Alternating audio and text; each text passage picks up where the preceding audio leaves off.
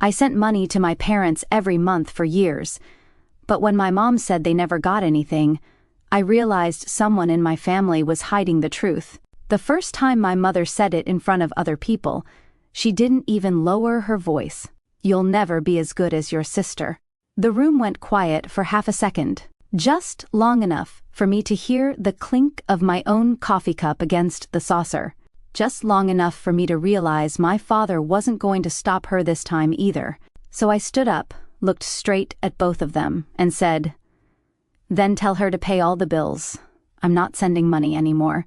My mother laughed, and then she said the sentence that split my life clean in two: "We never received a single dollar from you."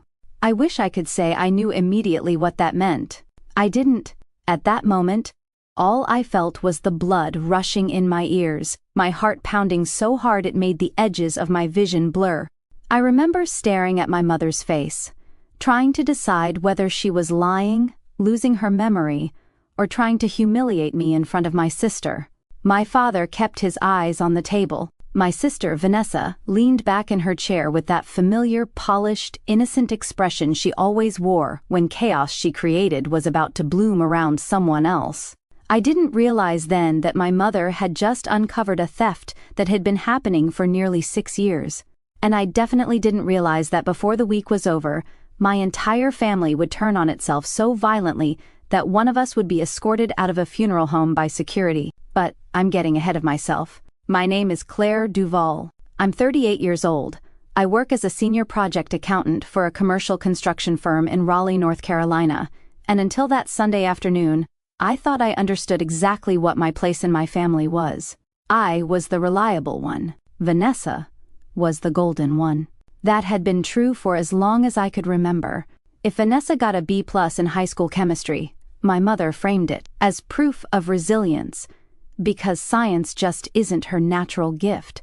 If I got an A- in advanced calculus, my father frowned and asked what kept me from getting the full A. Vanessa was creative, sensitive, special. I was capable, practical, strong. Which sounds like a compliment until you realize those words were only ever used when people wanted something from me. By the time we were adults, the pattern had hardened into family law. Vanessa made dramatic choices. I cleaned them up. Vanessa quit jobs because her manager didn't understand her energy. I helped with rent. Vanessa dated men with motorcycles, debt, and elaborate excuses. I paid for emergency locksmiths, towing fees, and once, humiliatingly, the deductible after one of them backed her leased SUV into a mailbox while high. When our grandmother got sick, Vanessa cried loudly in waiting rooms and posted filtered black and white photos with sentimental captions.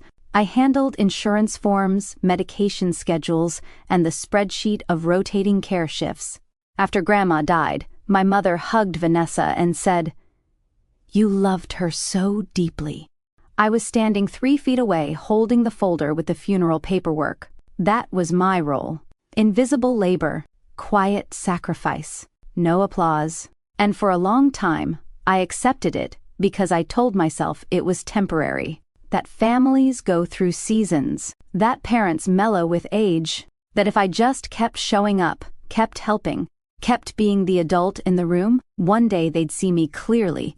People who grow up hungry for love become experts at surviving on crumbs. When I was 27, I moved 2 hours away for work. Not across the country, not even far enough for the distance to be a real excuse, but it was enough to give me my own rent, my own grocery bills, my own life. Enough to understand, for the first time, how quiet peace could be. That same year, Dad had his first minor stroke. It scared all of us, especially because he'd always been the stable center of the family, even if he was a silent one. He recovered well physically, but afterward he became anxious about money in a way I'd never seen before. My mother called me crying one night, saying the mortgage was tight, prescriptions were expensive, the house needed repairs, and Vanessa was trying her best, but had 2 small children and so much on her plate. I was making decent money by then, not rich, just stable. I had no kids, no spouse, and the kind of practical habits people mistake for wealth. I asked how much they needed. My mother hesitated, sighed, then said, "Honestly? Even $500 a month would help us breathe." $500 a month.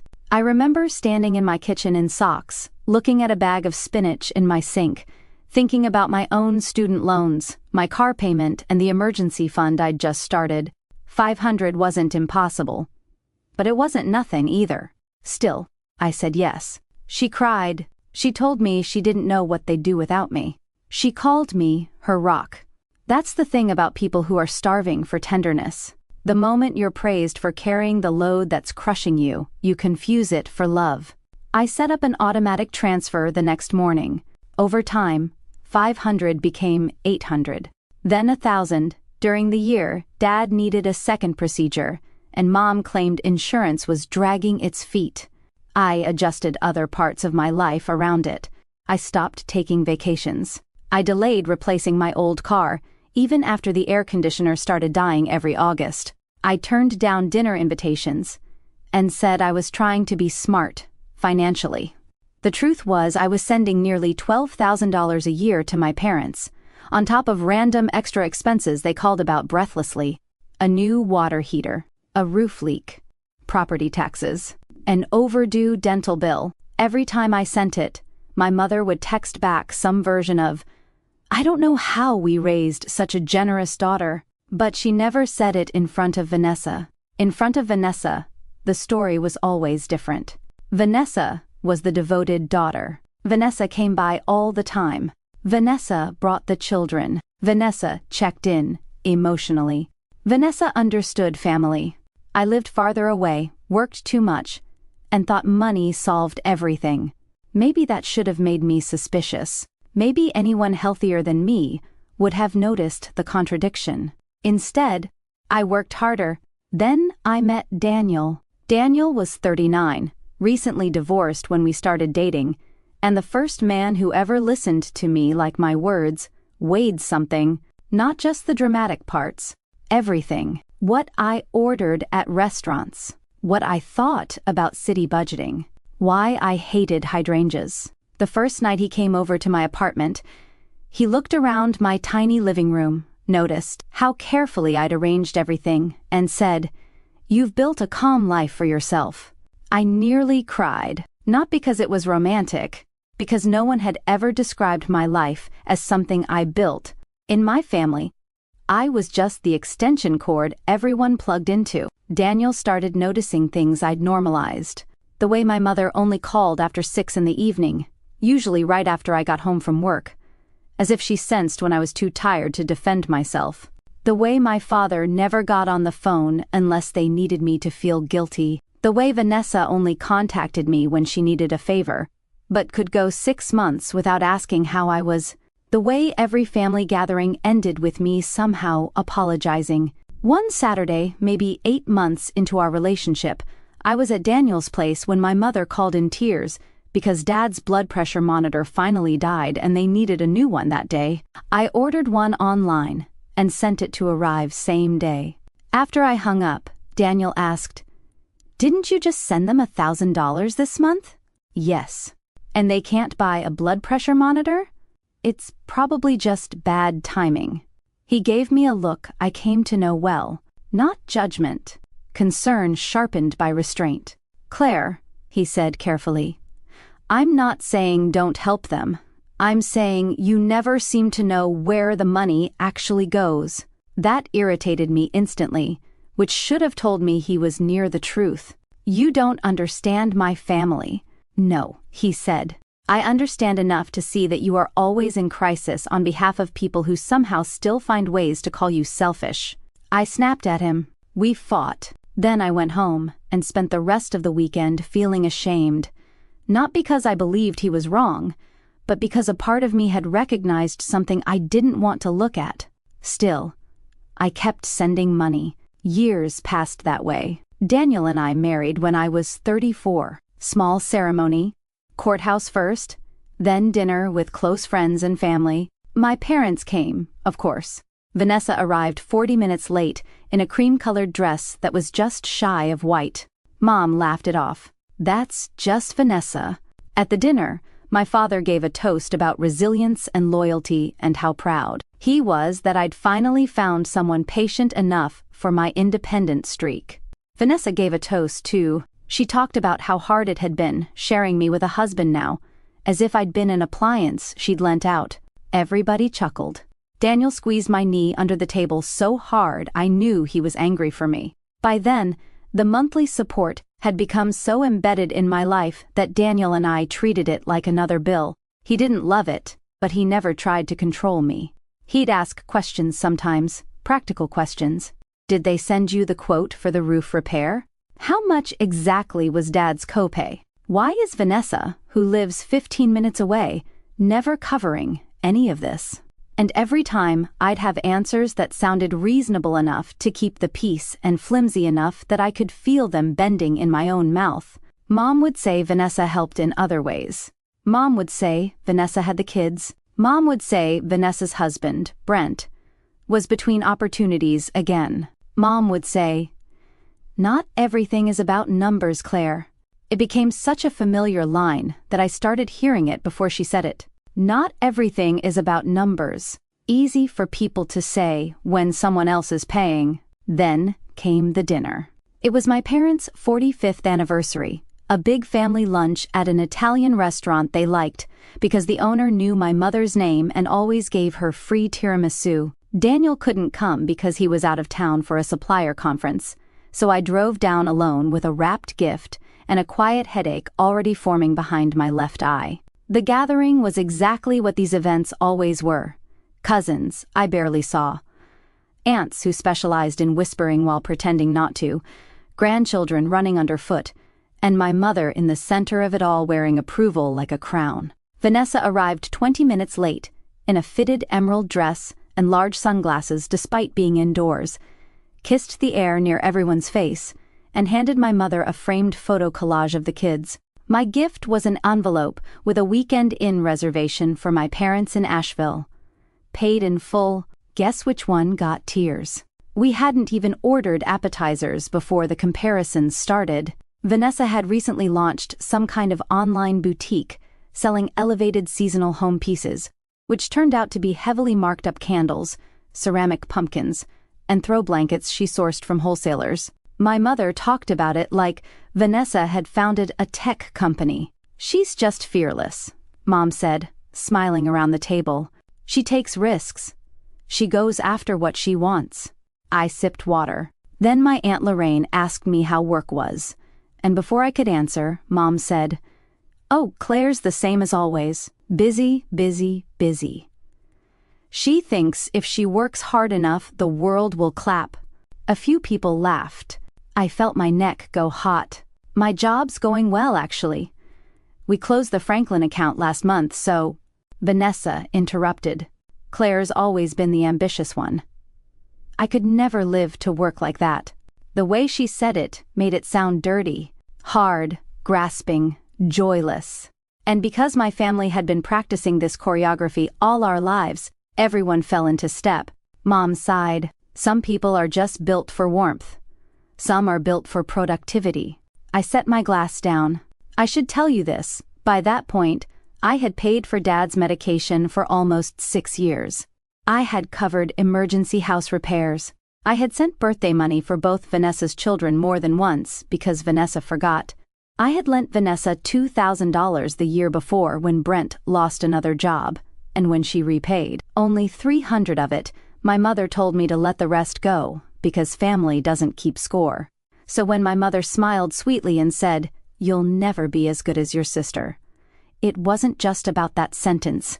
It was about every year that sentence had been implied, and something inside me snapped cleanly, almost quietly. I stood up. The chair legs scraped the floor loud enough to turn heads from nearby tables. "You know what?" I said. "Then tell her to pay all the bills. I'm done.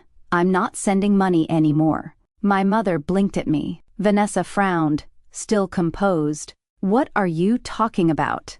"I'm talking about the mortgage help.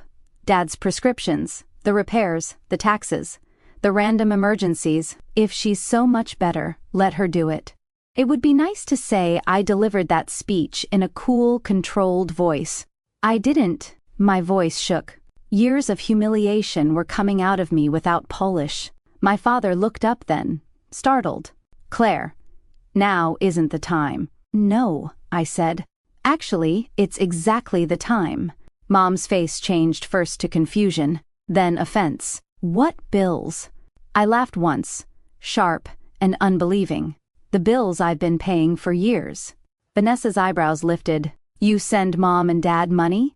The room had gone utterly still. My mother stared at me like I was speaking another language.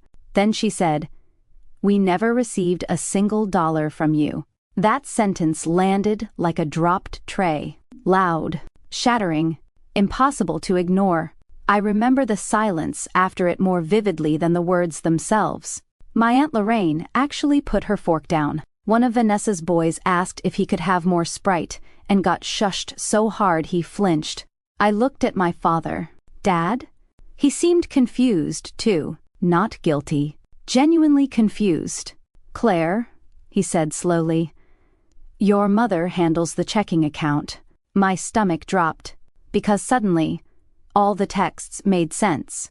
Not everything is about numbers. Don't bring your sister into this. We're managing. And under that, like a shape rising beneath water, another memory surfaced.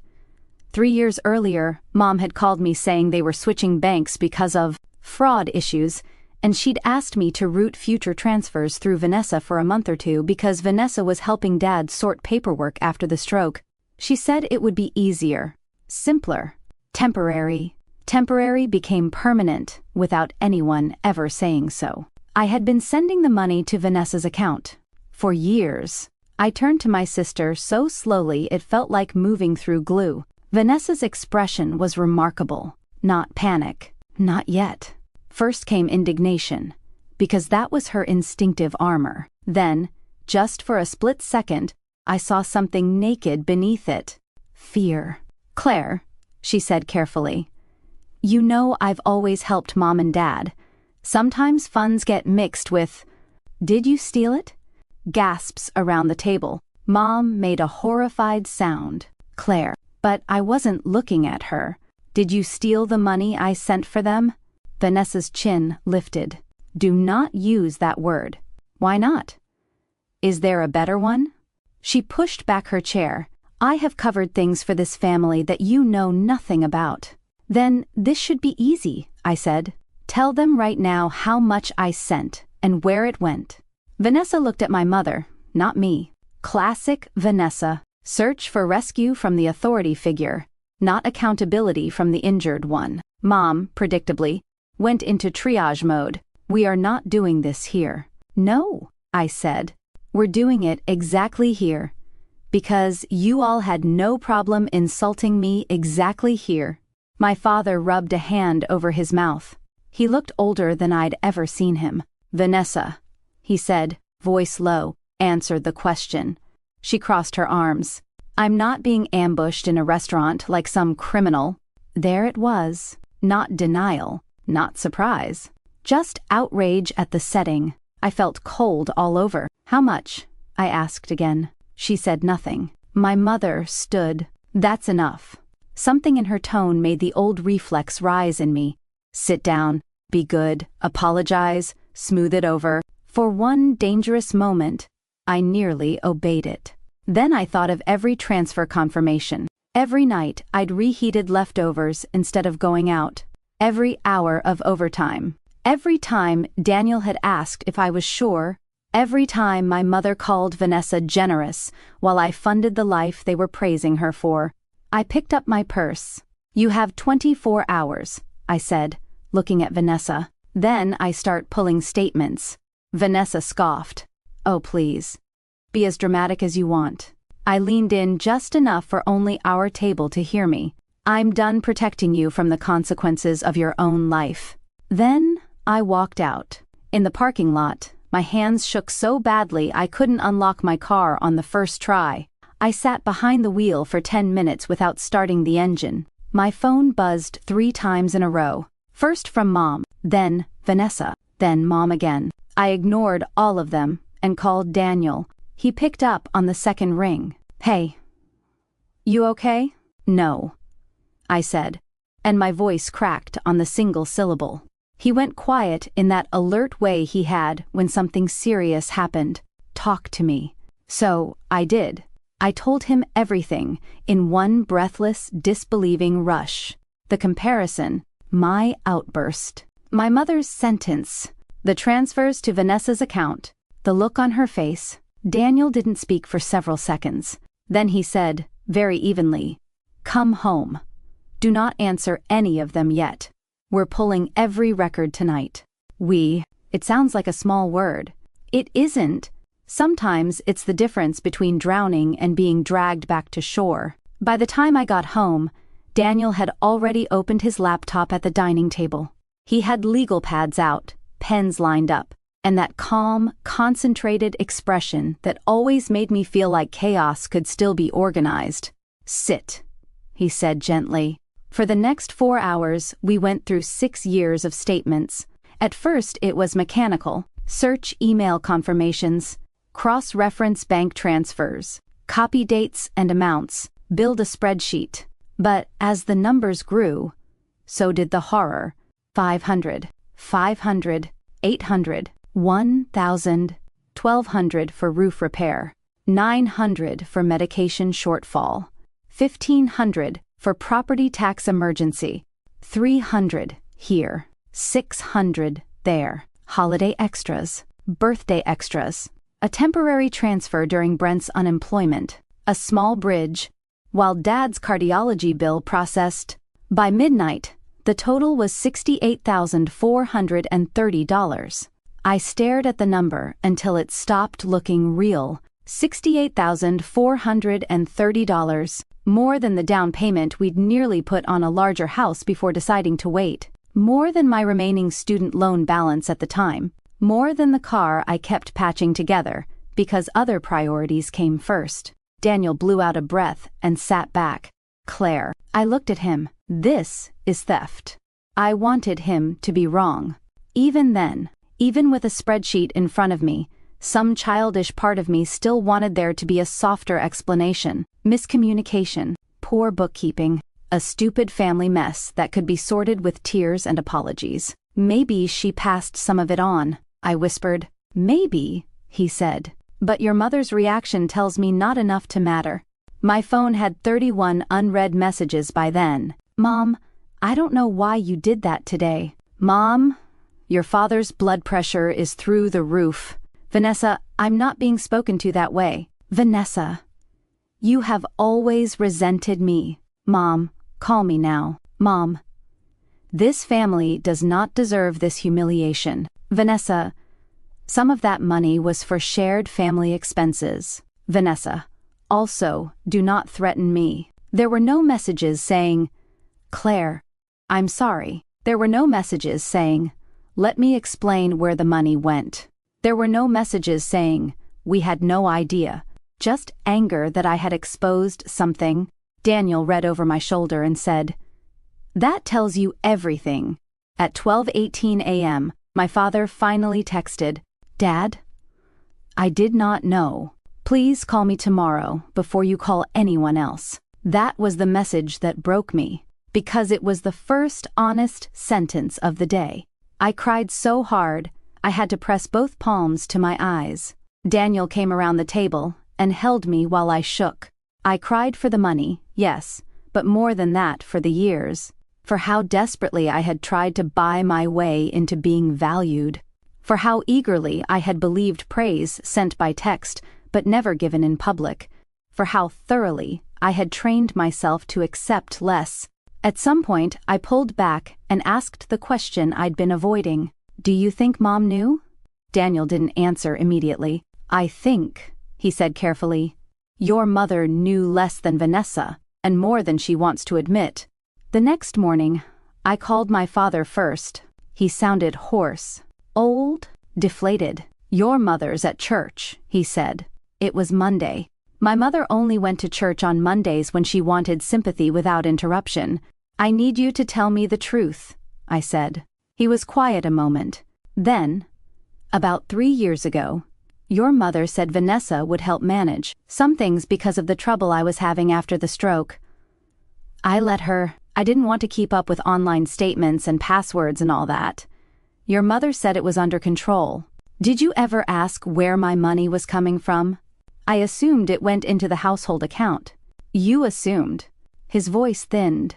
I know. That answer made me angrier than a lie might have. Because my father's lifelong sin wasn't cruelty. It was abdication. He gave away the power to protect people, then acted shocked when no one had. I'm sending you the spreadsheet, I said. I want you to look at it before I talk to Mom or Vanessa. He exhaled shakily. All right. Then he said something that stunned me. Claire, your mother told people Vanessa had been helping us. I closed my eyes. I know. No, he said. I mean, she told the neighbors, my brother, people from church, anyone who asked. That settled something ugly inside me. If Mom didn't know every dollar, she knew enough to build a public narrative on top of it. She had been spending my money while giving Vanessa my credit. Maybe she hadn't considered that theft because the money still benefited the family somehow. Maybe she'd justified it as keeping peace. Maybe she simply preferred the prettier story. Either way, the truth had become optional to her as long as the image held. An hour later, Mom called. She didn't start with apology either. Your father didn't sleep all night. Neither did I almost said. Instead, how much did you know? That is not how you speak to your mother. The old script. Straight to authority, bypassing accountability. I'm not doing this, I said. How much did you know? She huffed. I knew Vanessa helped us process transfers when you offered. I did not scrutinize the mechanics of it because I trusted both my daughters. Did you know she was keeping the money? Claire, don't use inflammatory language. So that's a yes. It is not a yes. It is a refusal to let you turn this into a police drama. I laughed in disbelief. $68,000 is already a police drama. She went silent. That number had landed. When she spoke again, her voice had softened, which with my mother was often more dangerous than yelling. Families do not survive by punishing each other. No. They survive by not stealing from each other. You have no idea what Vanessa has been dealing with. There it is, I said softly. What? The defense. Right on cue. Because there are things you don't understand. Then tell me. Explain $68,000. She hesitated long enough that I knew whatever came next would be constructed, not remembered. Brent had setbacks. The children needed stability. Sometimes Vanessa borrowed with every intention of replacing it. I actually felt dizzy. Borrowed. Without telling me. While you all let me believe I was supporting you. Mom's voice sharpened. That money was still in the family. That sentence changed everything. I sat up straighter. Daniel, across the table pretending not to listen, while absolutely listening, looked at me and knew from my face that something irreversible had just happened. In the family, I repeated. Yes, Mom said, as if she'd found the sensible point. You act as though she bought yachts. She was trying to keep her household afloat. With money I sent for you. We all make sacrifices. No, I said quietly. I made sacrifices. You made excuses. She gasped, like I'd slapped her. Then she cried. My mother's tears once controlled every room she entered. Growing up, they were weather. When she cried, everything stopped and reorganized around her hurt. For years that worked on me too. Not that day. I want the full account history, I said. And I want it today. She sniffed. I can't just demand that from Vanessa. Then I will. Before she could answer, I hung up. That afternoon, Vanessa called 6 times. I didn't pick up. Then she sent a long text. You are blowing this out of proportion. Mom and Dad have benefited from plenty I've done that can't be measured in transfers. Childcare, groceries, emotional labor. You've always thought writing checks made you superior. I used some funds when things were tight, yes, but it was never malicious. I fully intended to make it right when the boutique scaled. Now you've humiliated everyone and made Dad sick. I hope you're proud of yourself. I read it twice. Then, a third time. Because manipulation that practiced is almost elegant. It takes your injury, drains it of detail, and hands it back to you as selfishness. Daniel took the phone from me. "Don't answer yet," he said. "I want to tear her apart." "You will. Better when it matters." That evening, my father called again. He sounded worse. "Your mother wants to handle this privately." "Of course she did. And you?" A long pause. "I want the truth." "Then get in the car and come here," I said. "Without Mom. Without Vanessa." He did that more than anything, told me how serious this had become. My father never defied my mother in ordinary circumstances, but at 7:30 that night, he pulled into our driveway alone, shoulders caved in, carrying a manila folder and looking like he'd aged 10 years in a day. I made coffee. Daniel sat with us for the first 20 minutes, just enough to anchor the conversation, then excused himself to the den to give us privacy while staying close. Dad opened the folder. Inside were old paper statements, property tax notices, medical bills, and a few handwritten notes in Mom's looping script. He placed them on the table carefully, like evidence in a case neither of us wanted. "I found these in the desk," he said. "Your mother keeps saying Vanessa always planned to settle things. Settle them with what?" He didn't answer. I took a breath. "Dad, I need you to be honest with me, even if it makes you look bad." He nodded once. "Did you know Vanessa and Brent were in financial trouble?" His mouth tightened. I knew Brent had credit card issues. I didn't know how bad. How bad was it? He rubbed his forehead. 2 years ago, there was talk of bankruptcy. I stared at him. And no one thought to mention that while routing my money through her account? He closed his eyes briefly. "Your mother said it would shame Vanessa unnecessarily." That was my mother's philosophy in one sentence. Shame must be prevented for the favored child, even if truth has to be strangled to do it. We spent 3 hours going through everything Dad brought. It became clear fast that my parents had not received most of the major transfers I'd sent. Some utility bills had been paid late. Dad's prescription receipts showed gaps that lined up with the exact months I'd sent emergency help.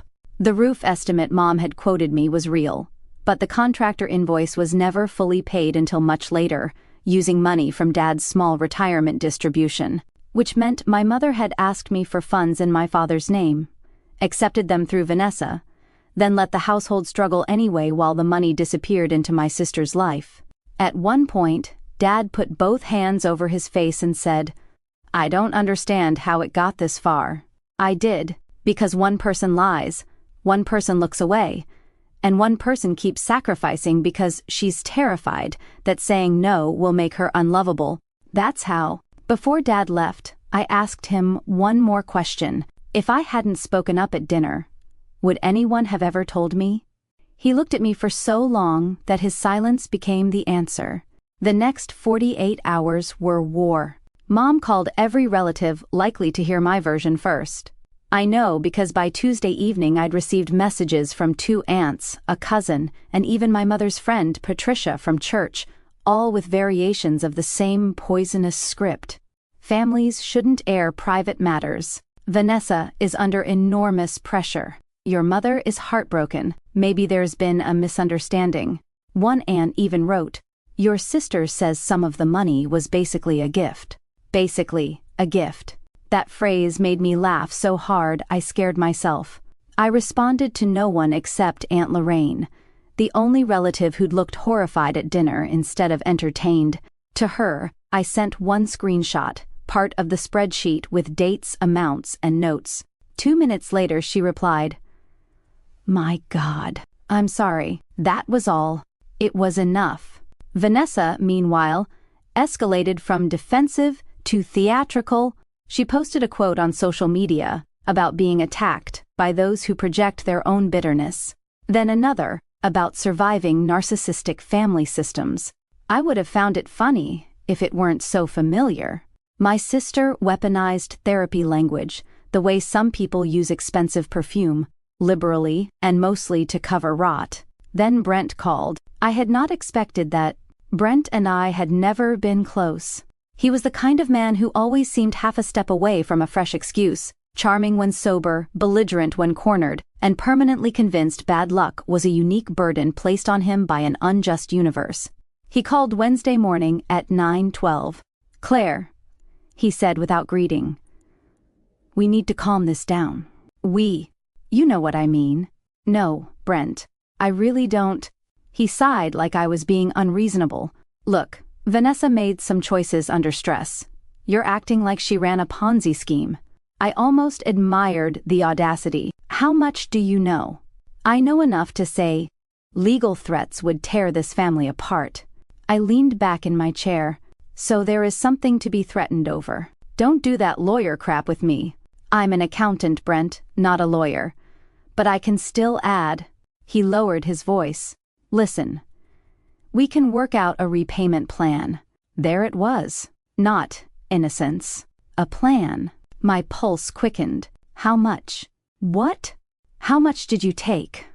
He went quiet a beat too long. "Brent," he snapped, "you are sending money into a family support stream. Sometimes needs shifted. That's life." Family support stream. I actually wrote the phrase down after the call, because I wanted to remember exactly how people sound when they know they're guilty and decide language is their last hiding place. "I want numbers by tonight," I said, "and I want them in writing." He laughed bitterly. "You've always loved paperwork." "Yes," I said. "It makes lying harder." Then I hung up. That night, Daniel and I met with a lawyer friend of his named Melissa.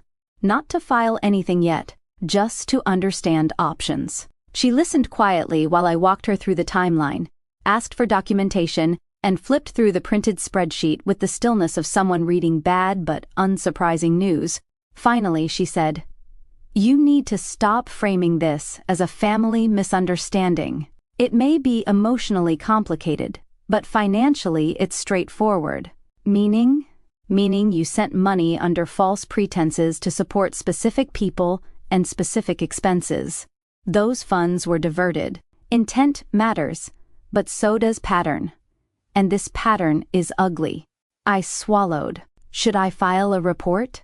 Melissa's answer was precise. That depends on what outcome you want. Criminal complaints create leverage but also fallout. Civil recovery is another path. But before either, I'd send a formal demand and preserve every record. I nodded, though my stomach nodded. Also, she added, "Be prepared for your family to act like accountability is the true betrayal." She was right. The formal demand went out Friday morning by email and certified mail, polite, factual, devastating. It listed the transfers, asked for a complete accounting within 10 business days, and notified Vanessa and Brent that absent satisfactory explanation and repayment proposal, I would consider legal remedies. I copied my parents. My mother called within 12 minutes, shrieking so loudly I had to hold the phone away from my ear. "You sent a legal letter to your sister?" "Yes. You are trying to destroy her." "No," I said. "I'm asking her to explain why she stole from me. She is your blood. And I was apparently her funding source." My mother made a choked sound. "You are cruel, cold, calculating. I always worried marriage would make you harder."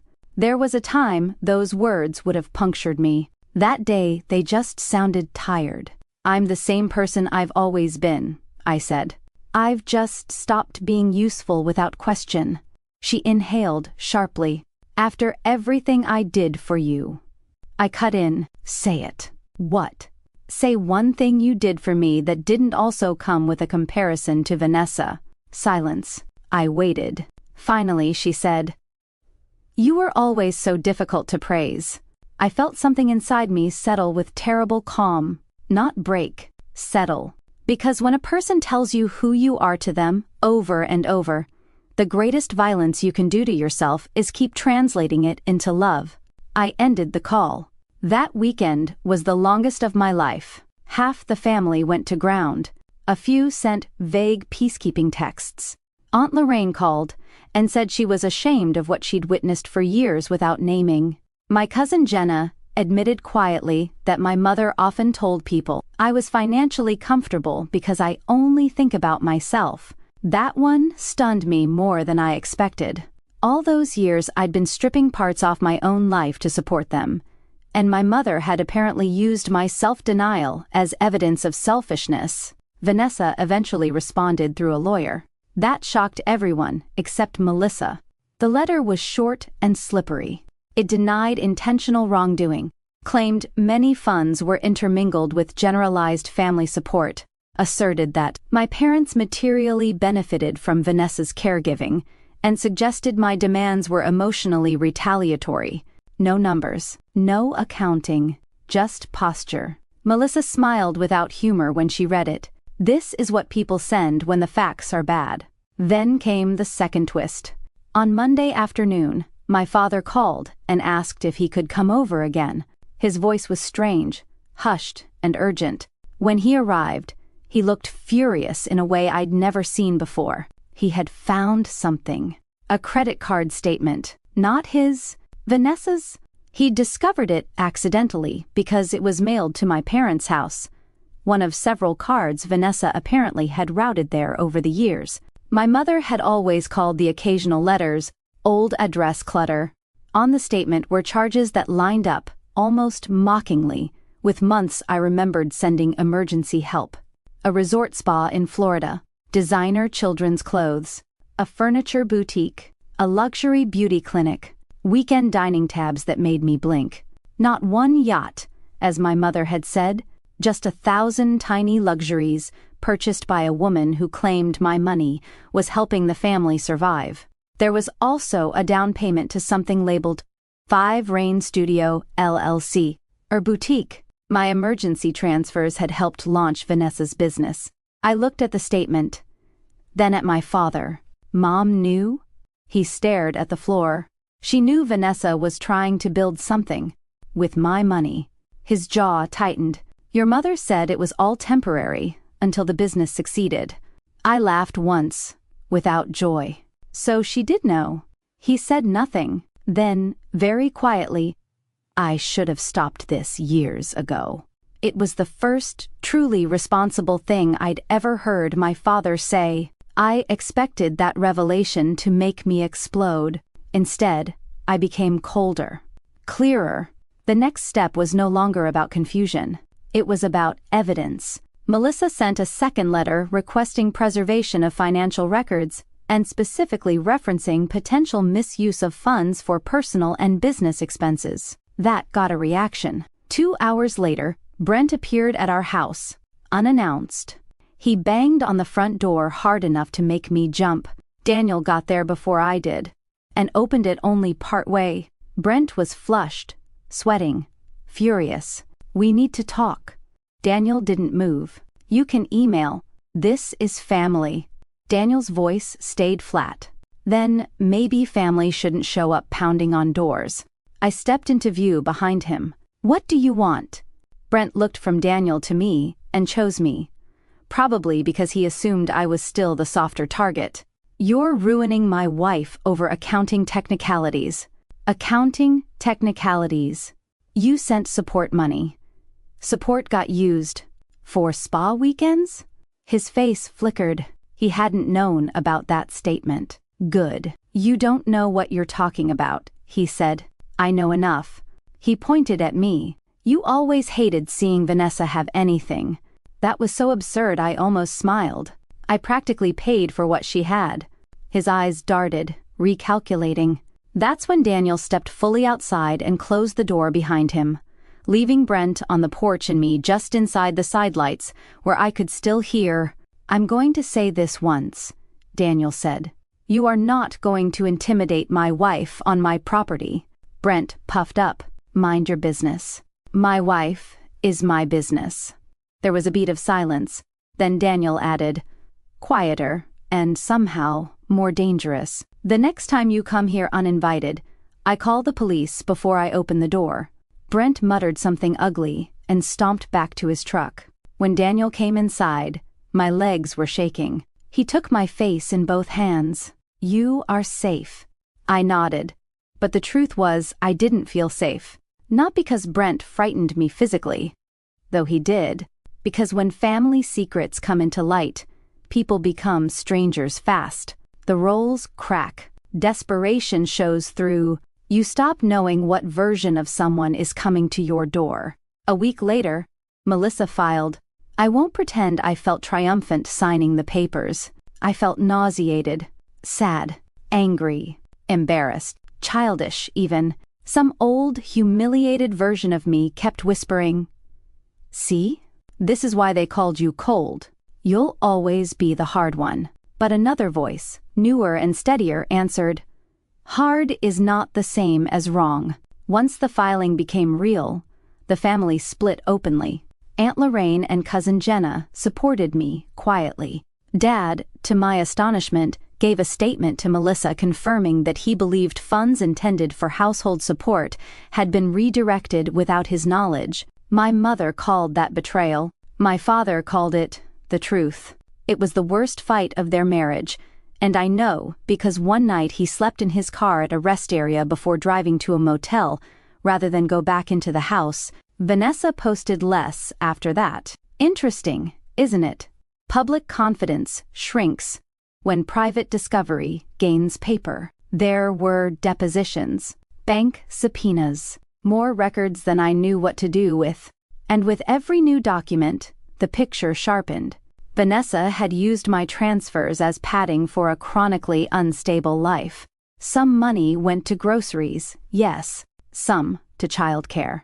Some probably even to things my parents indirectly benefited from. But enormous portions went to covering Brent's gambling losses, late car payments, boutique inventory, salon appointments, vacations spun as mental health breaks, and card minimums that kept the whole glittering disaster from collapsing too early. Worst of all, there were text exchanges between Vanessa and my mother that surfaced during discovery. I'll never forget reading them. Vanessa, she sent 1,200. "Can I keep 700 and move 500 to you?" "Mom, we need more for the water heater." "Vanessa, I can't." Brent bounced something again. "I'll make it up next month." "Mom, fine. But don't mention amounts to your father." Another one. Months later. "Mom, Claire, asking if taxes got paid." Vanessa, "Tell her yes. I'm handling it." "Mom, she's getting suspicious." Vanessa, "Then stop making her feel noble every time she sends money." "Mom, easy for you to say." I sat in Melissa's office, holding those printouts so tightly they crumpled. There it was, not just theft, not just favoritism, coordination. My mother had known. Maybe not every dollar, every month, but enough, more than enough. Enough to lie repeatedly, enough to shape the narrative, enough to use me. I don't remember much of the drive home that day. Daniel says I came in, set my bag down, and stood in the kitchen without moving for almost 5 full minutes. Then I said, "She knew." He didn't ask how much. He didn't soften it. He just came to me and said, "I know." That night, I did something I should have done years earlier. I blocked my mother. Not forever, I told myself then, just until the case moved forward. But even as I did it, I knew something much bigger had ended. The mediation was scheduled for early September. By then, nearly 4 months had passed since the anniversary dinner. The story had traveled through the family like smoke, distorted, dramatized, denied, revived. In some versions, I was suing my sister over gift money. In others, Vanessa had had a temporary accounting error. In one especially creative rumor, Daniel had manipulated me into turning against my family because he wanted my inheritance, which would have been funny if my parents had possessed anything substantial to inherit. The truth was simpler and uglier. A family had built itself around one daughter's usefulness and the other daughter's fragility, until the fragile one learned she could devour without consequence, and the useful one forgot she was allowed to bleed. Mediation took place in a beige office building with stale coffee and two bright lights. Vanessa arrived in a cream pantsuit and pearls, looking like wealth itself had put on lipstick. Brent looked rumpled and mean. My mother came with them, though technically she was only a witness. My father came separately and sat near me. Seeing us all in one place again made me feel 11 years old and 40 all at once. Vanessa didn't look at me. That hurt more than open hostility would have. When the sessions began, the numbers did what numbers do. They stripped emotion of camouflage. The records were worse than Vanessa's lawyer had hoped, and better than mine had feared. There was no clean way to explain years of diversion, false pretenses, and personal spending patterns that overlapped suspiciously with my transfers. After 6 exhausting hours, Vanessa agreed to a structured repayment, partial liquidation of boutique inventory, and transfer of ownership of certain business assets into a recovery arrangement. It didn't cover everything. It never could. Money has edges. Betrayal seeps. But that wasn't the real payoff. The real payoff came during a break, in the hallway outside the conference rooms. My mother cornered me by the vending machines. Even then, even after documents, statements, and legal reality had shredded her favorite story, she opened with outrage. "You have humiliated this family beyond repair." I turned slowly to face her. For once, no restaurant, no relatives, no audience to manage, just fluorescent lights and the stink of stale chips. "You did that," I said. Her face hardened. "I was protecting all of you." "No. You were protecting the version of reality that let you keep loving Vanessa the way you wanted to." She recoiled. "How dare you? How dare I?" "Mom, I sent you money for years. I believed you. I believed you needed help.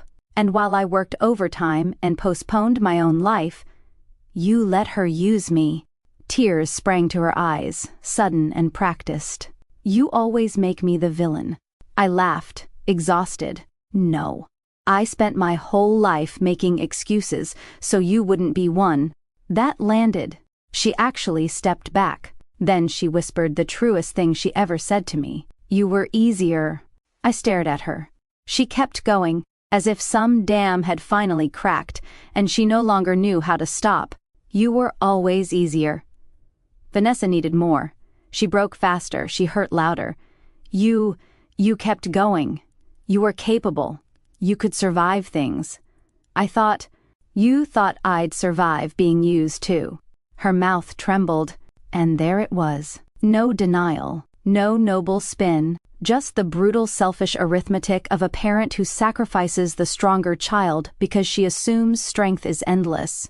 I wanted to scream at her. I wanted to collapse. Instead, I just nodded once. "Thank you," I said. She looked confused. For what? For finally saying it plainly. Then I walked back into the mediation room and left her in the hallway alone. You would think that would be the emotional climax. It wasn't. 3 weeks later, my grandmother's sister, Aunt Eloise, the last of that generation, passed away. She had been 92, sharp-tongued, observant, and one of the only older relatives who'd ever looked at me with something like recognition. She wasn't close enough to rewrite my childhood, but she had a way of pressing folded cash into my palm when I was young and saying, "Don't let them make a workhorse out of you." At the time, I thought she meant chores. The visitation was held on a Thursday evening at a funeral home in Durham. I considered not going. Melissa had advised minimizing contact. Daniel would have supported staying home. But Aunt Eloise mattered to me. And I refused to let family dysfunction exile me from one more room, so I went. Daniel came too. The air inside the funeral home smelled like lilies and carpet cleaner. Soft organ music played from hidden speakers. Relatives clustered in dark clothes and hushed voices. I saw my mother across the room immediately. She saw me too, then looked away. Vanessa arrived 20 minutes later. She wasn't supposed to. At least, not according to her own previous dramatic declarations about how I had weaponized grief and family. But narcissists hate ceding a stage, and funerals are stages soaked in moral theater. She came in black, elegant, pale, a picture of wounded dignity, and within minutes, she started whispering. I could see it happening, little huddles, tilts of the head, sympathy faces. Two people glanced at me with the tense curiosity of those already fed a story. Daniel noticed too. "Stay with me," he murmured. I intended to. Then Cousin Jenna slipped over and said quietly, "She's telling people you forged some of the records." I turned so fast my heel skidded slightly on the polished floor. "What?" Jenna looked furious. She said the lawsuit forced her into settlement because you and your husband manipulated Dad. For a second, the room seemed to narrow. The flowers, the music, the murmuring, all of it receded behind a single clean fact. Even now, even here, she needed to preserve herself by erasing reality. I should have ignored it. I didn't. I walked straight across the room. Vanessa saw me coming and lifted her chin, already assuming whatever happened next could be styled into another performance where she was the graceful victim and I the savage aggressor. "What exactly did you tell them?" I asked. A hush spread in ripples around us. Funerals make gossip travel faster because everyone is already pretending not to watch. Vanessa gave me a sad little smile. "This is not the place." It wasn't the place when you were lying 2 minutes ago either. My mother appeared at Vanessa's side, as if summoned by instinct. "Claire," that single word held decades of warning. It no longer worked. "No," I said, still looking at Vanessa. "Say it here. Say that I forged records. Say Dad lied. Say the bank statements were fake." Vanessa's eyes glittered. I said, "You've turned a private misunderstanding into public punishment. You stole from me. Enough." My mother snapped. Several heads turned fully now. I heard Daniel behind me, close enough to intervene if needed. Then Vanessa did something extraordinary. She smiled, not sadly, not nervously, triumphantly, and she said, in a voice low but audible enough, "You always needed an audience before you felt important." I looked at her for one long second. Then I reached into my bag, pulled out a copy of the mediation summary I had brought because Melissa told me to keep documents on hand, and held it up. "You signed this," I said, "3 weeks ago." Her face drained. My mother hissed, "Put that away." "No." A couple of relatives stepped closer, not dramatically, just enough to listen better. "You told people I forged records," I continued, still calm. "This document states you agreed to repayment terms based on documented diversion of funds." Vanessa whispered, "You psycho." I almost smiled. And there's the accountability language again. What happened next changed everything. My mother grabbed for the paper, not at me, at the paper. Pure instinct. Destroy the evidence, preserve the illusion. Daniel moved between us fast, but not fast enough to stop the scene from becoming exactly what my mother had always feared. Visible, her hand caught the page, tore the corner, and someone gasped. The funeral director, a neat man in a gray suit, appeared almost instantly with the kind of calm face professionals wear when rich or unstable families start turning grief into spectacle. "Ladies," he said quietly, "I need to ask you to lower your voices." Vanessa, unbelievably, pointed at me. "She's harassing us." I held up the torn document. She tried to snatch evidence out of my hand. The director's face remained neutral, but he looked at the page, then at my mother's outstretched fingers, and came to the obvious conclusion. "Ma'am," he said to my mother, "I need you to step away." My mother stared at him in disbelief. No one had ever publicly corrected her. Not really. Not in a room where she couldn't reclaim moral authority through tears and family rank. "This is my aunt's visitation," she said, "and I'm responsible for maintaining order," he replied. "Please step back." She didn't. She looked around the room for support, expecting someone to rise to the occasion of protecting her dignity. No one moved. Not Vanessa, not the cousins, not the church friends who'd repeated her version for months, not even my father, who had just entered from the foyer and taken in the scene with the expression of a man who was finally too tired to lie for anyone. The funeral director signaled discreetly to another staff member. Security, apparently, was on site because high-emotion gatherings sometimes went sideways. That is how my mother, the same woman who spent decades curating the image of a respectable, admired family matriarch, ended up being escorted away from the front receiving area of her own aunt's visitation, while half the extended family watched in silence. She wasn't dragged. It wasn't theatrical. In some ways, that made it worse. It was orderly, professional, undeniable. Reality, at last, without varnish. Vanessa followed her out, hissing at everyone that we should be ashamed. My father stayed. He came to me slowly. "You shouldn't have had to do that here," he said. "No," I replied. "I shouldn't have had to do any of it anywhere." He nodded, eyes wet. We stood in silence for a moment beside Aunt Eloise's casket. Her face looked peaceful, in the strange, waxy way funeral peace never quite resembles the living. I thought of her little folded bills, her warning, the years I'd misunderstood. Then my father said, "I'm leaving your mother." I turned to him sharply. He looked almost embarrassed by the truth. "I've been staying in motels half the week. I signed a lease this morning." That was the third twist, and in some ways the saddest.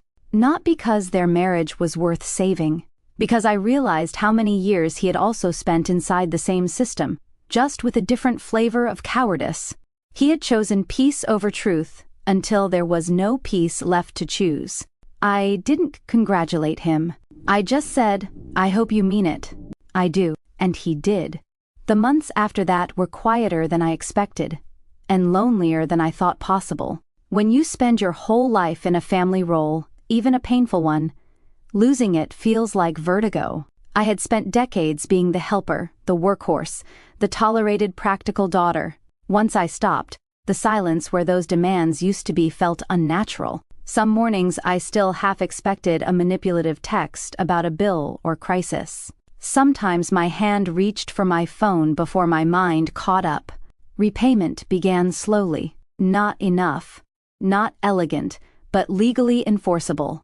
Vanessa sold much of the boutique inventory. Brent took a job with his brother-in-law's logistics company after his own options narrowed. They downsized out of the house they'd been pretending they could afford. My mother moved in with Vanessa for a while, which from everything Cousin Jenna later told me, was a special kind of hell none of them had anticipated. It turns out the golden child glows less brightly when there's no invisible sister bankrolling the wattage. Dad moved into a small one-bedroom apartment near a lake path and started learning how to handle his own banking. The first time he logged into his own account without help, he called me sounding absurdly proud. I laughed, despite myself. Healing can be humiliatingly small at first. As for me, I went to therapy, not the performative kind my sister quoted online, the real kind, the sit in a chair and admit how hungry you've always been kind.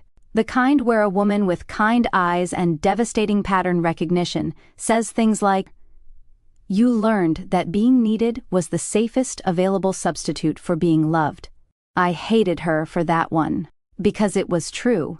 I told her stories I'd never properly named before, about being 14 and staying up until 1 a.m., making cupcakes for Vanessa's bake sale because she forgot, then hearing Mom praise Vanessa's thoughtfulness at school the next day, about paying part of Vanessa's community college tuition from my campus bookstore wages because Dad's overtime got cut, and being told not to mention it because it would embarrass her, about every holiday where my gifts were practical and hers were celebrated, about how I learned early that competence makes adults lean on you and resent you in the same breath. My therapist asked, "When did you first realize you were expected to absorb what others would not?" I laughed, then cried, because I didn't have a date. It was the climate of my childhood, not a single storm. Daniel was steady through all of it. Patient in the way that doesn't infantilize. Protective, without becoming controlling. One night, maybe 6 months after the anniversary dinner, we were sitting on the back patio eating takeout Chinese from the cartons because neither of us felt like plates. The air smelled like rain. I had just told him I felt guilty for how much calmer my life had become. He looked at me and said, "Peace will feel wrong for a while, because you were trained to confuse calm with abandonment." I set my chopsticks down. "You and my therapist should start charging by the wound." He smiled a little. "I'm serious." "I know." Then I asked the question that still haunted me sometimes. "Do you think I was stupid?" He frowned. "For what?" "For not seeing it sooner." His answer came instantly. "No. You were loyal in an environment that punished clear sight." I think about that sentence a lot, because people love to ask why victims don't notice sooner, why scapegoats keep giving, why the practical child stays practical long after the arrangement turns cruel. But family systems are not scams built overnight. They are cathedrals of repetition. You are born inside them. By the time you're old enough to question the stained glass, you've already been taught it's sacred. The first holiday I skipped was Thanksgiving. My mother sent one email from a new address because I'd blocked the old ones. Subject line: "Families belong together." The body was 3 paragraphs of martyrdom, selective memory, and one line that nearly made me choke on my coffee. "No mother is perfect, but I hope one day you remember all the love behind my mistakes." I didn't reply.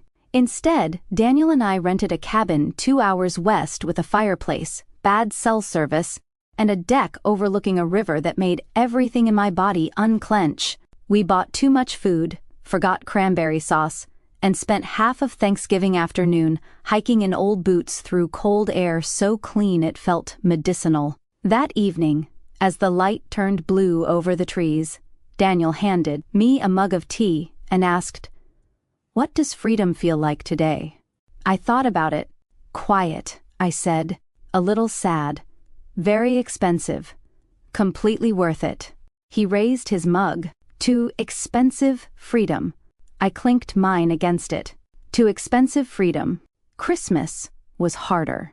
Grief likes holidays because it can dress as nostalgia. I missed my father in the old family house way, though we saw each other separately now. I even missed the smell of my mother's cinnamon bread before I remembered that most Christmas mornings ended with someone crying, someone comparing, someone apologizing for the wrong thing. Dad came to our house for Christmas Eve instead. He brought a pie from a bakery and a potted rosemary plant, because he said he was trying to become the kind of man who doesn't show up empty-handed and confused. It was awkward, sweet in places, painfully sincere. He asked before setting anything down. He offered to help with dishes. He kept saying you're home with an odd mix of admiration and regret. At one point, he stood in our kitchen, watching Daniel baste a roast chicken, and said quietly to me, "I didn't know normal could sound this peaceful." I almost said, "It always could have." But sometimes mercy is telling the truth by not sharpening it further. So I just answered, "Me neither." The next spring, a full year after the anniversary dinner, the final repayment order was formalized. With interest and asset recovery, I would eventually recover a significant portion of what was taken. Not all, enough to matter. Melissa called with the finalized terms while I was at work. When I hung up, I expected some cinematic rush of victory. Instead, I sat at my desk and stared at the blue glow of my monitor while the office hummed around me. Printers, phones, distant laughter from the break room. Regular life, continuing. Justice, when it finally arrives, is often quieter than revenge fantasies promise. More administrative, more precise. Then, slowly, I smiled. Because it wasn't really about the money anymore. It was about the record. The truth existed somewhere official now. Somewhere outside family myth. It had been named, documented, enforced. You would be amazed how healing it is when gaslighting collides with paperwork. That evening, Daniel took me to dinner at a small restaurant downtown with brick walls and candlelight, and the kind of servers who never hover. Halfway through dessert, he reached across the table and said, "You know what I'm proudest of?" "What?" "You stopped auditioning for love." I laughed softly, then felt tears surprise me. because that was exactly it. For most of my life, I had performed usefulness in hopes of eventually being chosen. I had thought if I was generous enough, stable enough, forgiving enough, tireless enough, someone would finally look at me without comparison and say, "There you are. We see you. You were enough all along." Instead, I found something better. I learned to say it to myself. That summer, I got a letter, a real letter, handwritten, from my mother. I recognized the envelope immediately and almost threw it away unopened. Then curiosity, or maybe an old reflex, won. Inside was 4 pages of careful script. There was no full apology. There never would be. My mother was constitutionally incapable of entering a room without smuggling in justification. But there were fragments. I did not understand how much resentment had built. I thought helping Vanessa was temporary. I relied on your strength too much. I was wrong to let appearances matter more than clarity. The closest she came to truth was in the final paragraph. I see now that I asked you to carry what I would not ask of her, and then I punished you for carrying it well. I read that sentence 5 times. Then I put the letter back in the envelope and sat very still. My therapist later asked, "Did it give you closure?"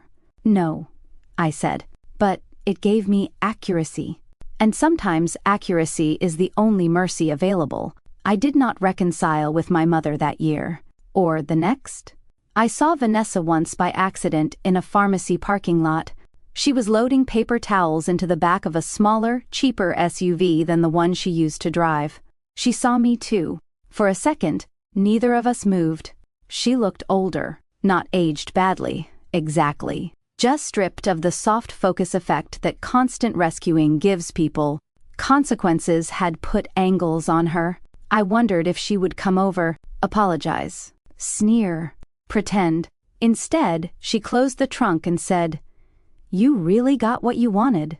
It was such a revealing sentence that I almost thanked her. "No," I said. "I got what was true." She rolled her eyes, but not convincingly. "You always think you're righteous." I shook my head. "No. I just finally stopped agreeing to be used." She stared at me a moment, lips thinning. Then she said the thing I think she'd believed her whole life. "You could afford it." There it was. Her theology. My capacity as consent. My stability as public property. My competence as justification for exploitation. I looked at her and felt, to my own surprise, not rage, just distance. I could afford kindness, I said, not betrayal. Then I got in my car and drove away. The real ending, if stories like this have real endings, happened on an ordinary Tuesday, not in court, not at a funeral, not during some dramatic family showdown, just a Tuesday. I was at home paying bills online. Electric, water, mortgage, contributions to savings, the small, predictable architecture of adult life. Daniel was upstairs on a work call. Rain ticked softly against the windows. When I clicked submit on the last payment, I sat back and laughed. A year earlier, paying bills had been tangled up with resentment, secrecy, and fear. Now it was just math.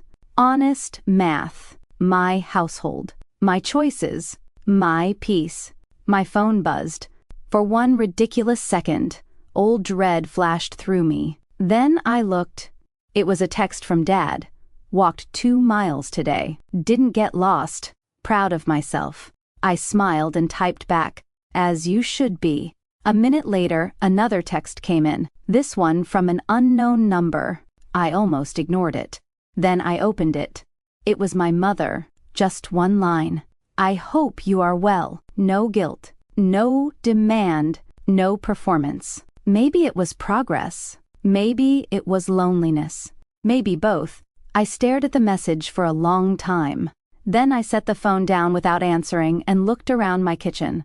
The bowl of lemons on the counter. The mail stacked neatly. The rain. The quiet. The life I had finally stopped apologizing for. That was the moment I understood something I wish I'd known 20 years earlier. Justice is not always making them suffer the way you suffered. Sometimes justice is this: they no longer get to define you. They no longer get to spend you. They no longer get to call your bleeding love and your boundaries cruelty. They no longer get access to the part of you that kept them comfortable at your expense. My parents sneered, "You'll never be as good as your sister." And for years I believed I had to prove them wrong by giving more. But the truth was simpler, sharper, and far more freeing. I never needed to be as good as my sister. I needed to stop being useful to people who only valued me when I was willing to disappear. So I did. And when the dust settled, when the lies were named, when the bills finally belonged to the people who made them, when the golden child had to live in the harsh white light of numbers, when my mother could no longer confuse exploitation with family loyalty, I found something no one in that house had ever offered me: peace. Not the fake peace of silence, not the peace of swallowing hurt, not the peace of being the bigger person while someone empties your pockets. Real peace. The kind that comes after truth. The kind that costs something.